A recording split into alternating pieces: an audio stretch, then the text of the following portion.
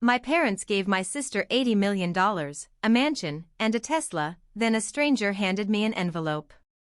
I used to think unfairness came in small shapes, like getting a smaller slice of cake, or being blamed for things you didn't do. But I didn't know unfairness could be worth $80 million, wrapped in gold ribbons, delivered with champagne toasts, and broadcast on Instagram Live. I didn't know unfairness could feel like watching your own parents smile as they erase you from their lives, publicly, proudly, without hesitation. It all started on a Wednesday, a regular, boring, normal Wednesday, when my sister, Maya, posted a video titled, "New Beginning Red Heart, Come See My Parents' Gift." I watched it out of curiosity. I shouldn't have. In the video, Maya was crying tears of joy, her hair glowing under California sun. My parents were beside her, dressed like they were attending a gala, beaming with pride. Then the camera panned. And I saw it. A 10,000 square foot oceanfront mansion with a private infinity pool, a home theater, a glass elevator, marble floors, and a 7-car garage. The caption said, "Gift from Mom and Dad, $80 million for my future." I sat frozen. I replayed it 3 times, thinking it was a joke. But then the next clip appeared. My father holding Tesla keys. My mother hugging Maya. My father saying on camera, "Our daughter deserves the best. She's our pride. Our daughter deserves the best. Pride." I waited for the part where they'd mention me. They didn't. I waited for my name to appear in the comments, at least. It didn't. Instead, strangers wrote things like, "She must be the favorite child. Your parents are incredible. What a blessing." I stared at my phone as if it might explain something. As if it might whisper the reason my parents gave everything to her, and nothing to me. At first, I thought maybe there was another video, a follow-up, something that would show a gift for me, too. Something symbolic. Even small. A watch. A letter. A word. Anything. But nothing came. No mention of me. No call. No text. Like I didn't exist in the frame of their perfect life. I tried to distract myself the rest of the day, but my mind kept circling back. Why Maya? Why such a huge amount? Why wasn't I even told? By 7 p.m., curiosity ate my pride and I finally texted my mother. "Is it true?" She replied 1 minute later. Yes. She deserved it. That was it. Just 4 words that sliced deeper than any knife. She deserved it. No explanation. No emotion. No acknowledgement. I felt something break inside me, quietly, without sound. I asked again. "Why didn't you tell me?" This time she took longer. Then wrote. "Because you always overreact. We didn't want negativity." Negativity. That was their excuse for hiding an $80 million gift. Before I could reply, another message came. "We'll talk later. Don't make this a big deal." I didn't respond. For the first time, it sank in. My feelings didn't matter. My presence didn't matter. My absence didn't matter.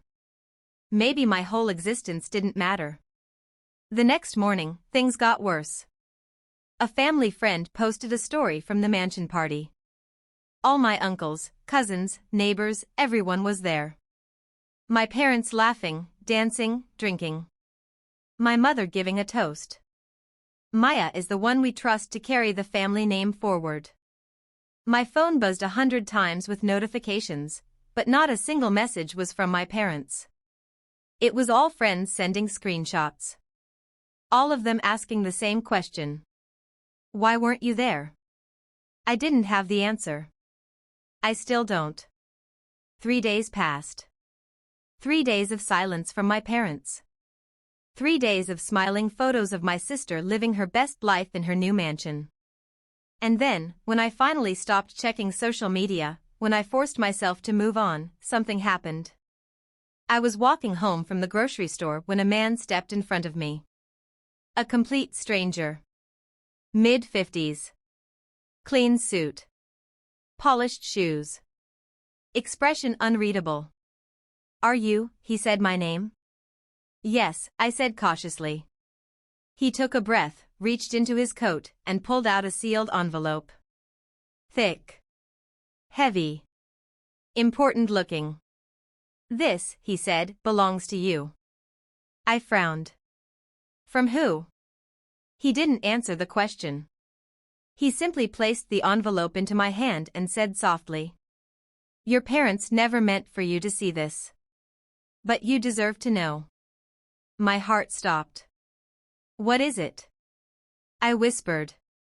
He gave me a look I will never forget, something between pity and guilt. "Your truth," he said. "And a very big secret." Before I could say anything else, he walked away. Not rushed. Not scared. Just done. I stared at the envelope, my fingers shaking against the sealed flap. On the front, written in my father's handwriting, were 5 words. Not to be opened. Ever. My breath caught in my throat. My pulse hammered. Why would my parents give my sister $80 million? And leave me a forbidden envelope? What was inside? Why was it kept from me? And why did a stranger, not my parents, give it to me? I stood there on the sidewalk, clutching the envelope like it was a bomb, knowing one thing with absolute certainty. Whatever was inside. Whatever truth they tried to bury. It was the reason I was erased from the family. And I was finally about to find out why. I didn't open the envelope right away. I couldn't. For the rest of the walk home, the weight of it felt unnatural, too heavy for just paper, too charged for something so ordinary. Every step felt like I was carrying a truth that wasn't supposed to exist. A truth everyone knew but me. By the time I reached my apartment, my hands were trembling. I placed the envelope on my table and just stared at it. 5 words in my father's handwriting. Not to be opened. Ever.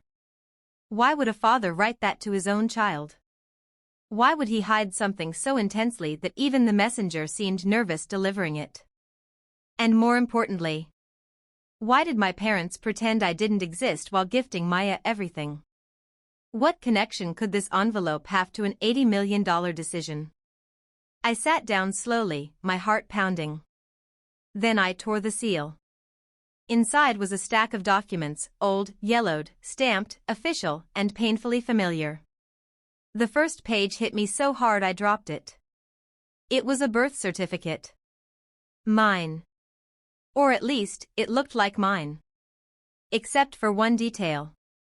Under father's name, the line was blank. Completely blank. Just empty space. I blinked, confused. My chest tightened. I flipped the page. Another certificate. Same thing. Blank father's name. A hospital signature matching the year I was born. Then another. And another. It made no sense. My father was there my whole life. He raised me. He scolded me. He lectured me. He criticized me. He ignored me. But he was there. So why was every official document missing his name? I dug deeper. My pulse rising. Next were legal letters. All stamped. All official. Some were written by lawyers. Some by government offices. All addressed to my parents. And every letter contained the same warning. Failure to register legal parentage may result in consequences. Parentage. Parentage. Parentage. The letters dated back to when I was 6 months old. Then 2 years old. Then 5. Then 8. My parents had received 15 years' worth of warnings. And ignored every single one. A cold wave ran down my spine. They had legally refused to acknowledge me. My hands shook as I pulled out the final document, thicker, stapled, marked confidential in bold red ink. I swallowed hard and opened it. The first line almost stopped my heart. This document confirms the results of the DNA analysis. DNA analysis? I read further. My vision blurred. The alleged father is not a biological match to the child. My breath caught. My chest tightened. Not a match. My father, the man I thought raised me, the man who chose Maya publicly, the man who gave her $80 million? Was not my father at all. For a moment, everything went silent. The room, the air, my thoughts. I wasn't unwanted. I wasn't forgotten. I wasn't the less important child. I was never their child in the first place. My parents didn't favor Maya.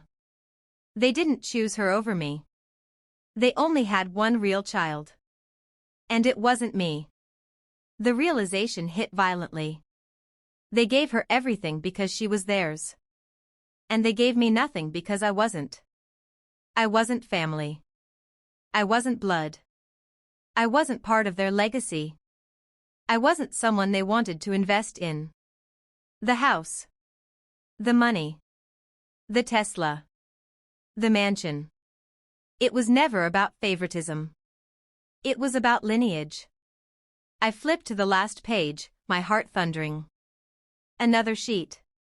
A second DNA report. This one tested my mother. The line read: the alleged mother is not a biological match. I felt the ground disappear beneath me. Not my father. Not my mother. Not my sister. Not my family. None of them shared my blood. Not a single drop. I wasn't unwanted. I was misplaced.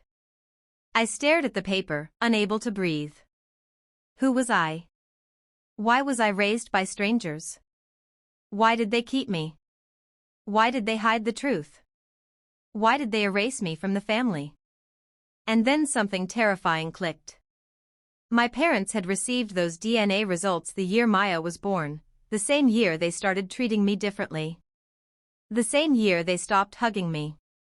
The same year they started comparing everything I did to Maya. The same year they quietly erased me from documents, photos, events. The same year I became invisible. The envelope trembled in my hands. My entire life suddenly felt like a borrowed story. A stranger's story. And the worst part?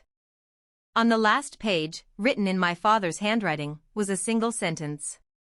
We should have never kept you. My eyes burned. My throat closed.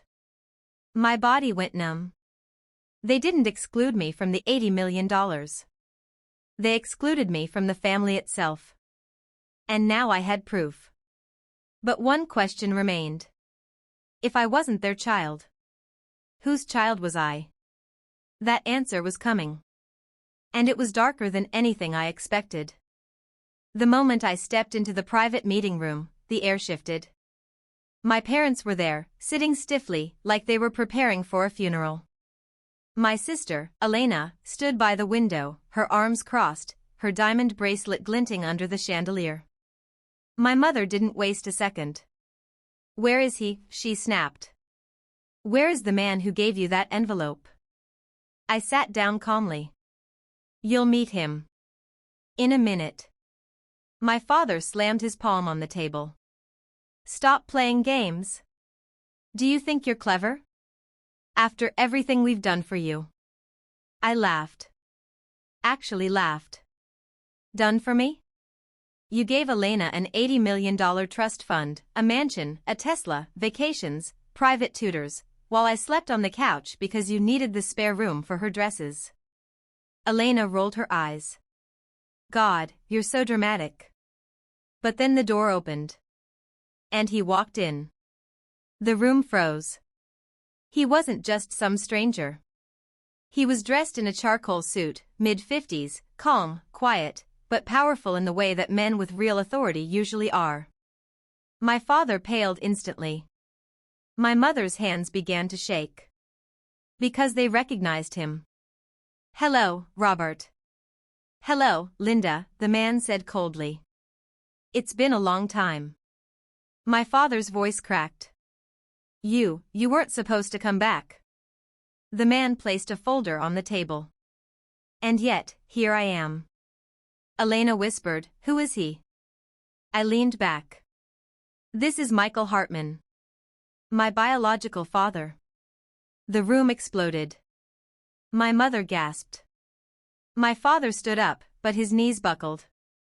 Elena just stared at me, horrified, unable to process what she'd heard. Michael continued calmly. "You told him his entire life he wasn't enough. You treated him like a burden. You hid the truth because you wanted your daughter to inherit everything." My mother screamed, "That's not true." But Michael opened the folder.